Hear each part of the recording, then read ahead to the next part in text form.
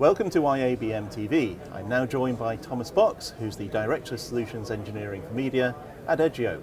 Welcome, Thomas. Thank you for joining us. So could you tell us a bit more about your recent partner ecosystem announcement and what this means for Edgio and its customers? Sure.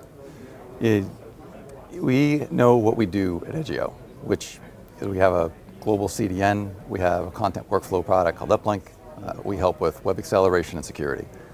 We don't do CMS, user management, players, building apps. That is something you have to have if you're going to have a streaming service today. And rather than us trying to create it, it's better to partner with best-in-class companies, pre-integrate, and be able to go to market quickly. So stick to what you're good at. Stick to what you're good at, work with the people that are good at what they do. Great. Yeah. And so how would you, if you were speaking to one of your clients, what would you describe to them that you're really, really good at? We are really good at managing content workflow from the point of the content they want to publish to delivering that out to devices. Okay, great. And so how important is it for media companies to be able to experiment with support multiple viewer models and price points in today's market? It's very important. We have to meet customers where they're at, those end users, whether they're in their living room or out on the go with a mobile device. Not everyone is going to sign up for that top subscription tier. We need to be able to support a complete ad monetization model as well as an ad subsidized tier. And within Uplink and Edgio, we can do that. We can allow customers to change up the ad campaigns very flexibly and use one URL to deliver to any device. Right. Yeah. So can you tell us a little bit more about the recent Uplink announcements? Yeah, so we've recently added in our lower latency or reduced latency. We're matching what your MVPD companies are doing, delivering to the home now. Yeah. So streaming services can have the same latency as a cable or satellite provider, or better in some cases. That is not going to sacrifice any features we've had before, whether it's server-side ad insertion, DRM built in, being able to handle these flexible models. And we've even added additional features like a look-back capability, so customers can scrub back and have their own replay and have control of that experience. Yeah. And we're also doing this within the scope of the platform and being able to produce fast channels, be able to have live linear experiences, building that from VOD or live, and allowing anyone to be a broadcaster, whether it's say in a station that only has news 5 hours a day, but they want all of their content, break in for any live breaking news, or like we are here, if we're trying to produce a 24-hour channel around IBC, we can break in with live interviews and then go back to some pre-recorded content. Right, and we hear a lot about reduced latency. Yeah. I mean, how important is that to today's broadcasters?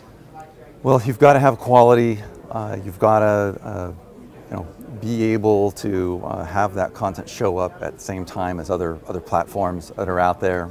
You don't want to be on your phone and hear someone talking about something across the street and then see it 60 seconds later. Right. So legacy HLS kind of delay is just not accepted anymore. We've got to be closer to where your MVPD and other content services are delivering. Great. Okay. Yeah. So looking to the future, I mean, what are the priorities for streaming companies going forward? We're looking for efficiencies. People are looking at the subscriptions they have. How do they maintain their costs? There's going to be some attrition. I think we're going to see some more consolidation. We're definitely seeing technologies converge, and that's opening some new opportunities. So the content owners are going direct to consumers. That's kind of cutting out some of the middlemen that have been in there before, but it's also opening up some new models. So we've got to be flexible. We've got to be able to take advantages where we can and be ready to help everyone out. Okay, so when you talk about technology consolidation, what are we referring to there?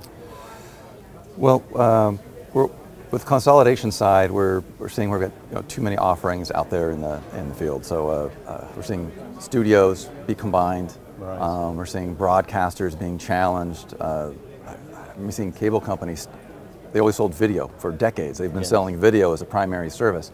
They're dropping video and then partnering to bring like some subsidized rate for someone else, like I don't know, like YouTube TV, or providing Disney Plus at a discounted rate through a mobile plan. Right. Right. It's the model's changing, and everybody's challenged. As I walk around and I talk with people here at IBC, revenue loss this year, challenges of moving forward. The change in how we've been operating for the last 20 years or so. Right. Is definitely.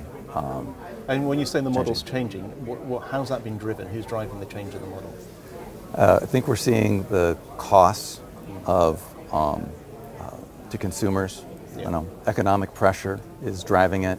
So if we're not making this, if those companies are not going to make the same money off of those video services and they're no longer viable, yeah.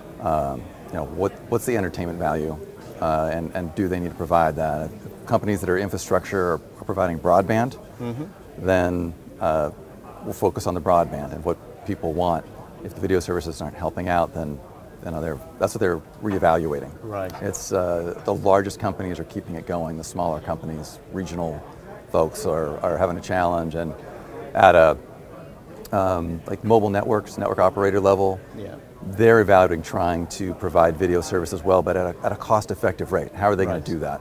These are all things that are developing. I don't even know how Edgio fits in on that. I know the technologies that we've got and trying to make that work, but it's going to be a change for everyone.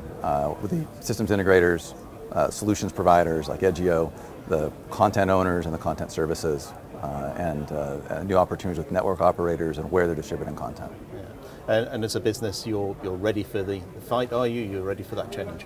I'm ready for the challenge. Our teams are ready for the challenge. We have managed services groups, professional services, program management that are helping with integrations, and we're all looking at where the markets are going. And yeah, we want to be a piece of where we can make sense, where we can fit. Well, thank you for taking the time to speak to us, Thomas. Yeah, great. Thanks for having me. Thank you. So if you want to know more about how Edgio are going to face these new challenges, then take some time to go and speak to Thomas. Thank you.